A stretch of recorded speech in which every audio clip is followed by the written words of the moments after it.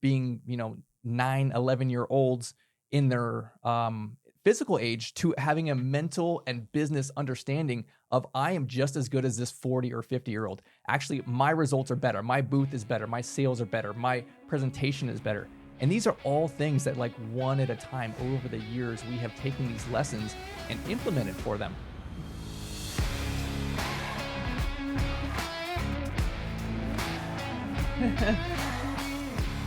Welcome back to The Donkey and the Bee with your hosts, Brett and Laura Shotkavis, where we talk all things marriage, entrepreneurship, and finance.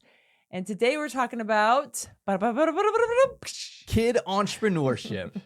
Yes. Excited about this one. Yeah. So our daughters are kids and entrepreneurs. Wow, really? And we're sharing part of our story and our journey and how we are teaching them to be self-made millionaires by the time they are 20. So it all literally started with a lemonade stand, like many kids do, right? They do the lemonade stand out in the summers, and our girls were 4 and 6 years old, wanted to do the lemonade stand. We said, fantastic. We're going to teach you some lessons about how to make lemonade. And they did that, right, for a summer or two. And then COVID happened, and they said, hey, Dad, what can we do? Like, COVID's happening. No one wants to stop for lemonade anymore. How can I make more money? And so that brought us down this path as they transitioned and they grew in their entrepreneurial journey from lemonade to jewelry. And literally started with no experience. You and I don't have any jewelry business experience. And they just started literally like Googling it. How do I make jewelry? How do I do these things? And then it grew one step at a time from literally like making a few pairs and selling it at our gym to walking around our community square and selling them. They got their first deal. They got in a few shops, wholesaling earrings, and then expanding what they make, more bracelets and necklaces and all sorts of things, doing lots of vendor events, and really at a point now where they're 3, almost 4 years into their jewelry business, and make more than an average adult in America. Mm-hmm. And this is really as a kind of side thing for them, right? They're still full-time students. They both play sports. They play with the neighborhood kids, and they have a jewelry business. Mm-hmm. So the net result for us is like, hey, we are using this opportunity to teach them real life lessons and invest in real estate. So they save almost all of what they make, right? They give, they tithe, and they get to spend money, but they're saving almost everything to purchase real estate. And we take them out and we look at distressed properties and we comp deals and things like that together. But I think this is the best way to go to teach your kids real life instead of using some of these other things like sports and translating that into real life. You're actually just experiencing real life. You're experiencing business. You're experiencing finance and all of these different things. So this is what we're talking about today, how you can encourage your kids to start their own business, graduate from lemonade stand, and see what's next after that. Mm-hmm. So there's kind of 2 things that we want to discuss and break down. There's 2 different things that we're teaching the girls through this.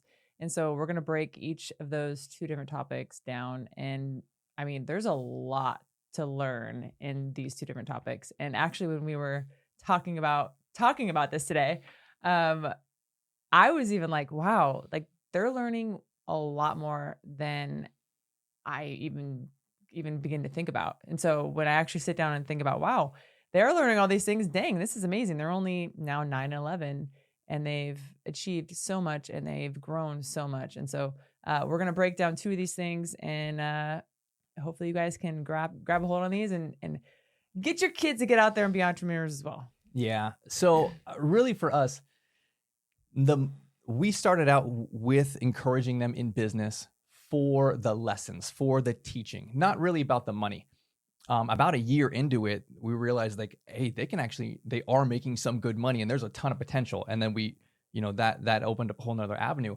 But really the core of this as parents is I want to teach my children some of these important things. And let's break this down, because really the biggest thing, they started little, right? 4, 6 years old.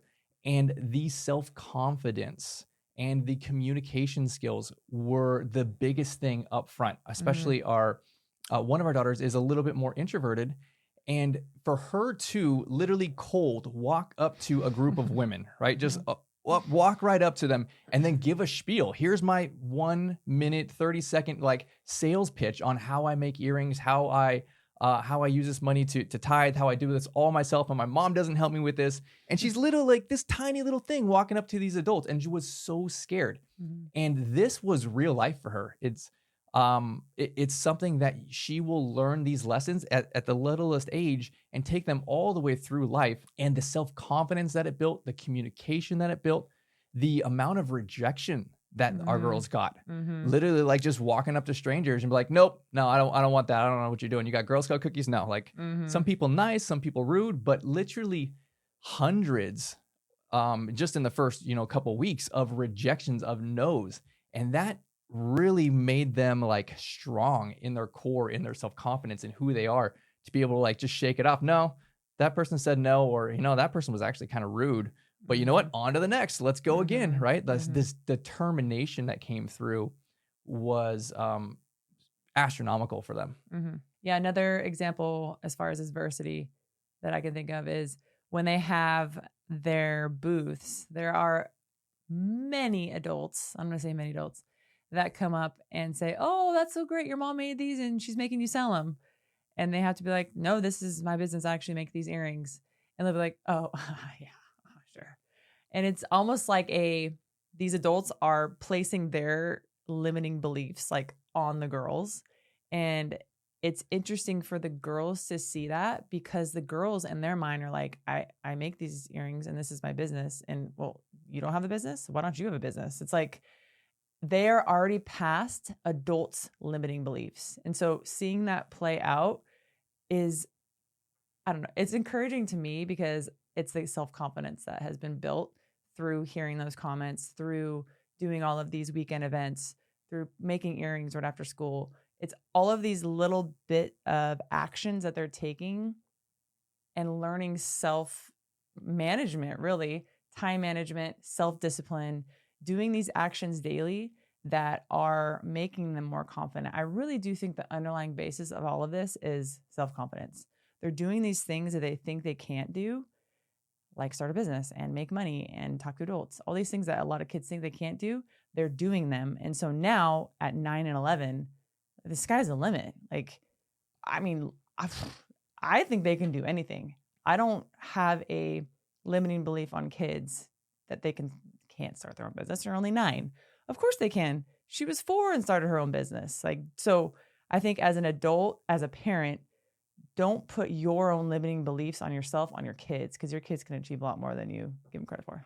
Yeah. So you said you think that they can do anything.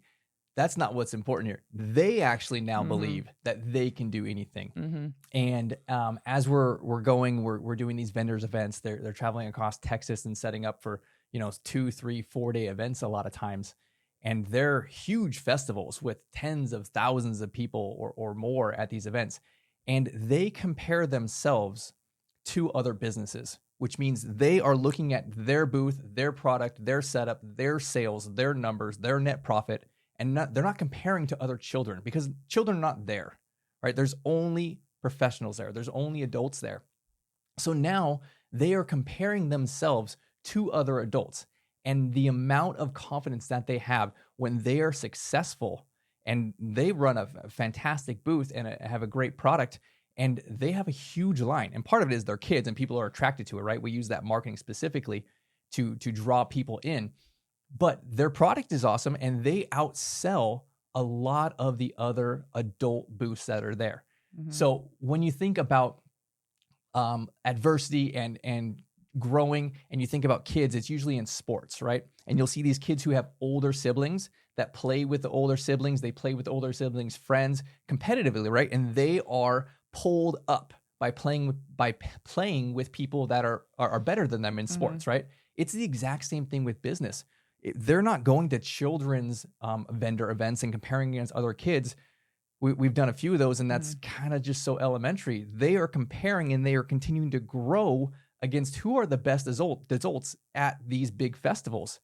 And now it's literally just like pulling them up. They went from being, 9, 11-year-olds in their physical age to having a mental and business understanding of I am just as good as this 40 or 50-year-old. Actually, my results are better. My booth is better. My sales are better. My presentation is better.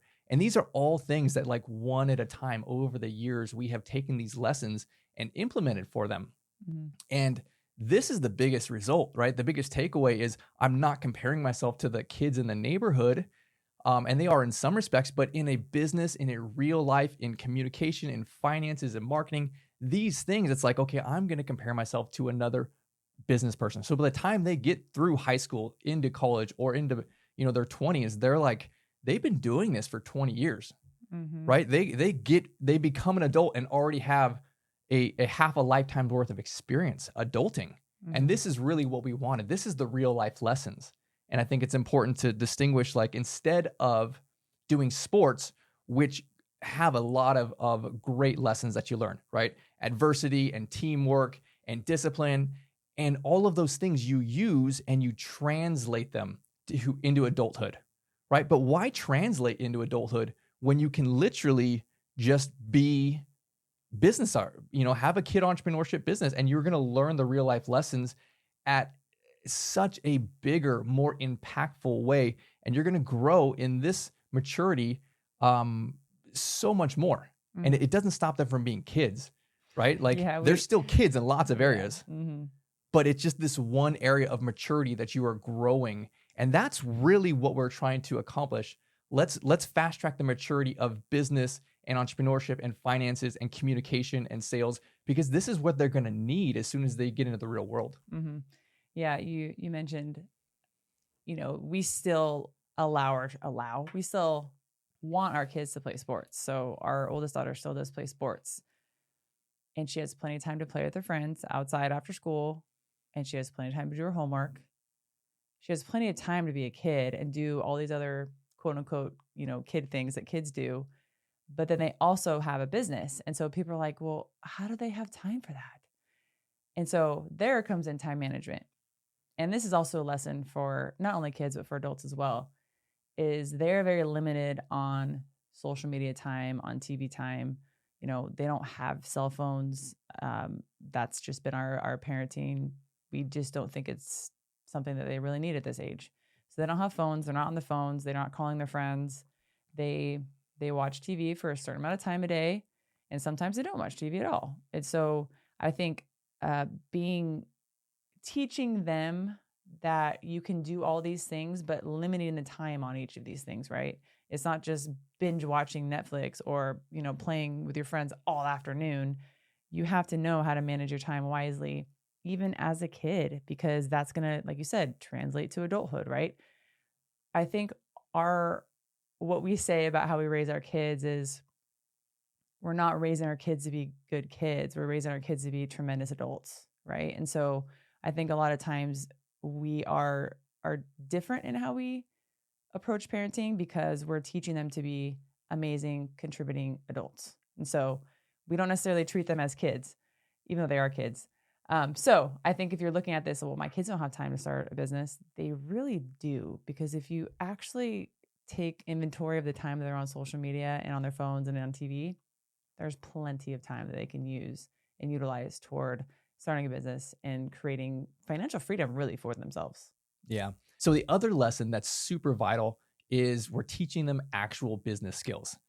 So things that they are literally going to learn once they get into the real world. And that's what I think is really important. I want them to know these things. So when they were little, right, we literally started with, before they had any deals, before they were doing any events, they were literally making these earrings and then walking up to adults. So we started with sales presentation, right? We taught them how to communicate to adults, how to build confidence, and then we practiced a sales presentation. Here is your pitch, right? Introduce yourself, ask permission, tell them what your product is, tell them that you make it, tell them that, why is it your favorite, and then ask if they want to hear more about it, right? Like, this is what we did. And they were the tiniest, cutest little things walking up to these adults and these groups of women at the time. And so there's so many different lessons that you can implement over the years, right? Literally starting with the most basic stuff and then going from there, right? So now we're at a point where they're learning website development.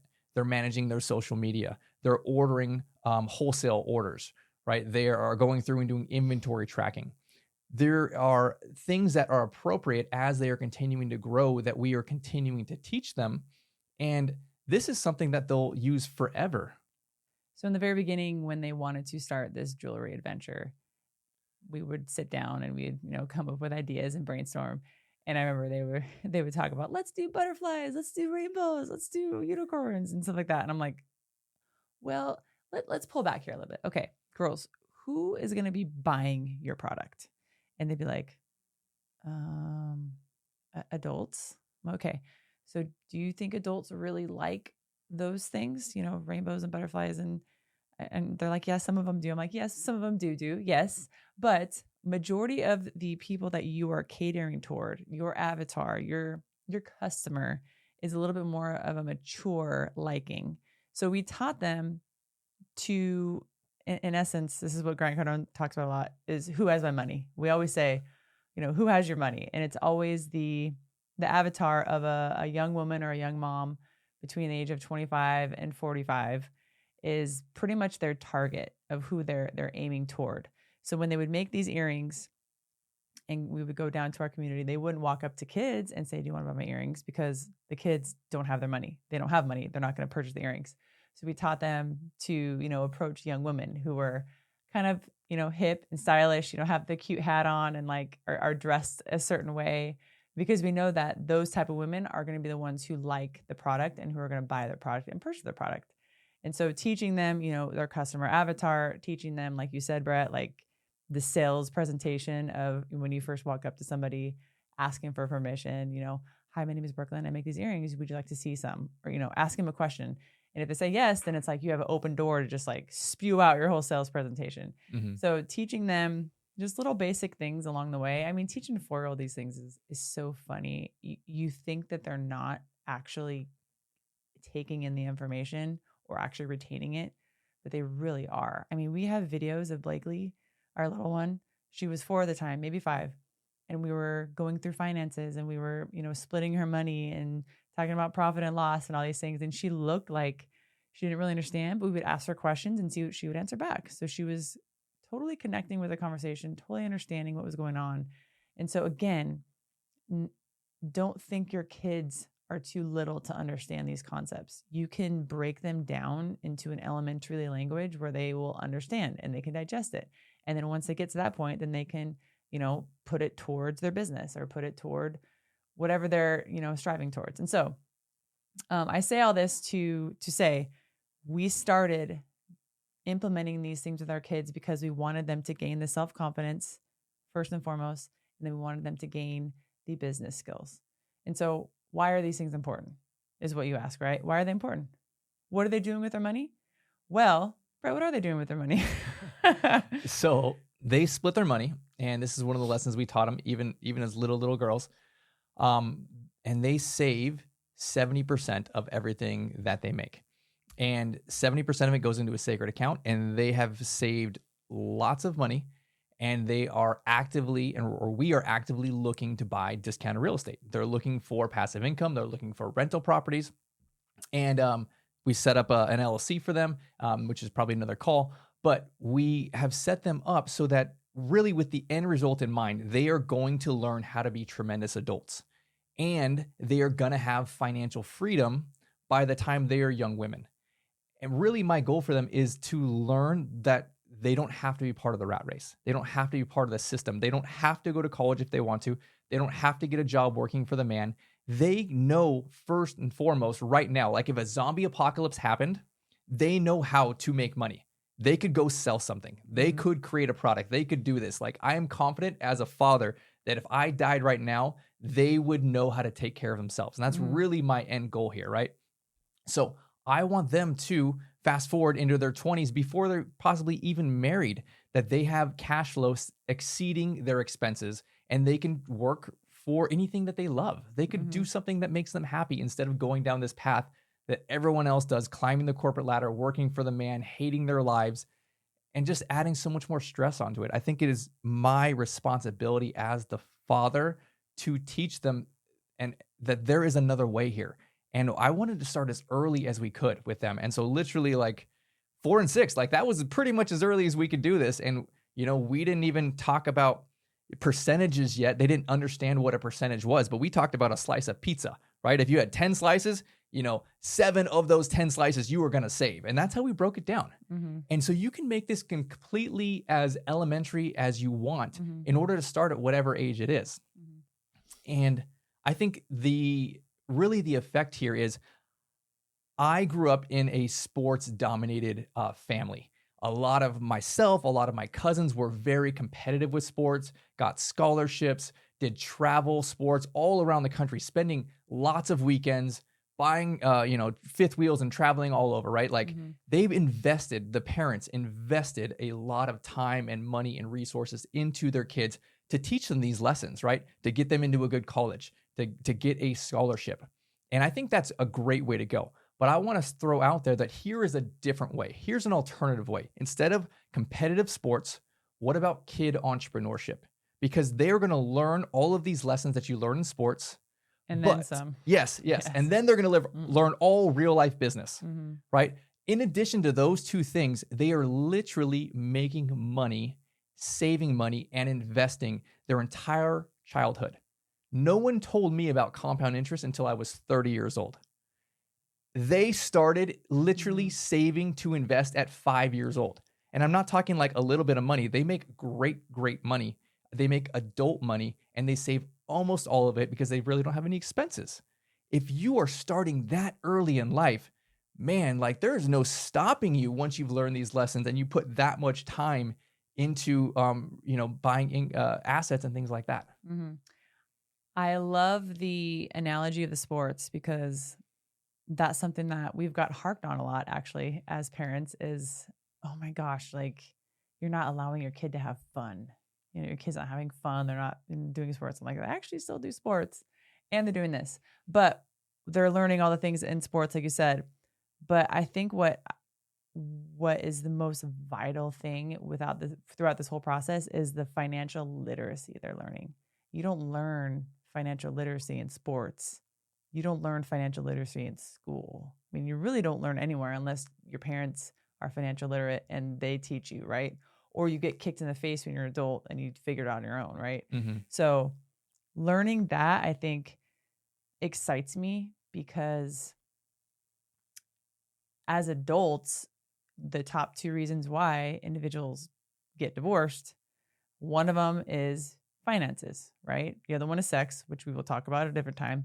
But finances are a big kicker for a lot of individuals on why they can't keep their marriage together. And so it excites me that they are gaining that knowledge so that they can bring that into their relationships as adults. And then they can also look behind them and reach down and help other people behind them, right? Help other kids. I mean, they talk about this with their friends all the time about their money and not how much they make, but what they do with their money, that they're giving away money, that they're very, gracious in giving. And so being able to teach other kids that while they're kids is also something that's really cool. Yeah. So the foundation here is phenomenal. It is fast tracking them to be tremendous adults. So if you are considering kid entrepreneurship for your children, I would say go all in and know that it is a lot of work for the parents on the front side. And you almost like hiring a new employee. You just give them one piece of lesson at a time, one new task at a time. And within a certain amount of time, they're doing it all themselves. So it's literally not too early to start, even with little ones. Give them some type of inspiration or business. Let them go and succeed. Because right now at that young age, they're cute and they're adorable. And older women will, grandmas, moms, they will eat that stuff up and they will happily give them cash. So let them use their strategic advantage now and encourage your kids to go make some money. Well, thank you so much for joining us today. We're going to be breaking down a lot of these concepts about kid entrepreneurship. So stay tuned. If you want to be notified right away when the content drops, please subscribe to our YouTube and to all of our podcast channels. And we'll see you all next time.